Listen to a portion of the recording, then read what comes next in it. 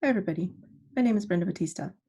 I'd love to share with you today some tips and tricks about how to become a high-performing remote team.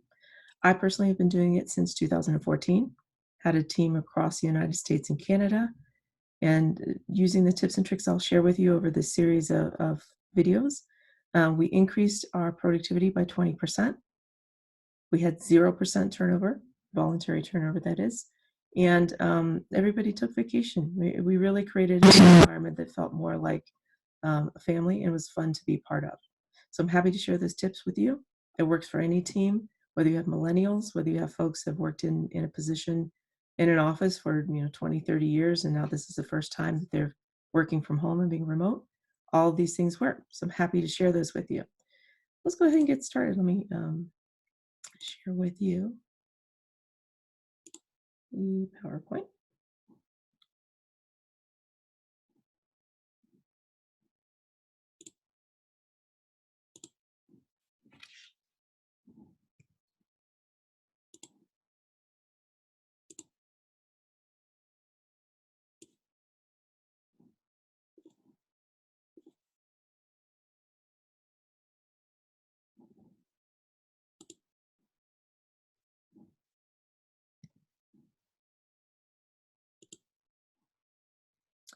Okay, so the first tip is around communication. It's understanding how your team works and talks to each other. So knowing your leadership voice. And there are 5 voices that we all have or represent.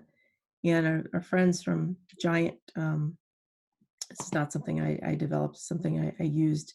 The 5 Voices series from the people of Giant.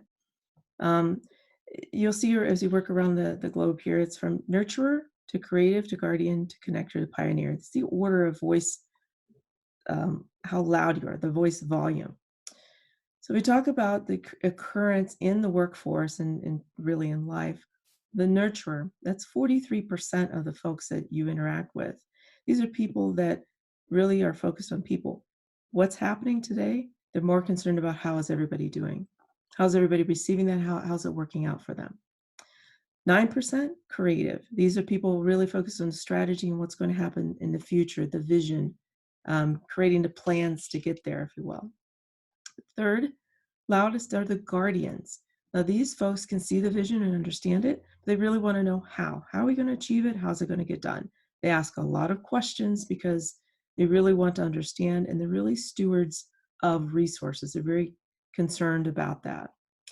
Next, we have your connectors. These are the folks who love to connect resources, usually people, and talk about how things are going. They're really, they thrive on that connection. They're great at communicating and sharing ideas. And then last but definitely not least are your pioneers. These are also strategy focused people, but they will definitely tell you what they're thinking. These are the loudest voices in the room or online. They will be the ones who dominate the conversation. So that's the reason why it's really important to help establish a really great culture, either in person or online. You really have to make sure you align with making sure everybody is heard. It's very important to make sure that happens. So with the nurturer and creative, you see that over half of the population would be that. If they're quiet, you're missing out on their ideas, their thoughts, and that sort of thing. So the tip is to have and set up your meetings when you're having the meetings to start with the nurturers first. Have them go first. Have them say what's on their mind or their thoughts and ideas, and work around from the quietest person up to the loudest. So your pioneers go last. It's very hard for them, but they need to listen to everybody else first. So that's our tip of the day. Now, if you're wondering, how do I know what leadership voice I am? Well, click on the link below. It'll take you to a quick little quiz. It'll take maybe about 5 minutes. You'll find out your leadership voice and a little bit more. You can have your team members take that as well. It's completely free. It'll help you create the structure. So thank you for listening and I hope you enjoyed.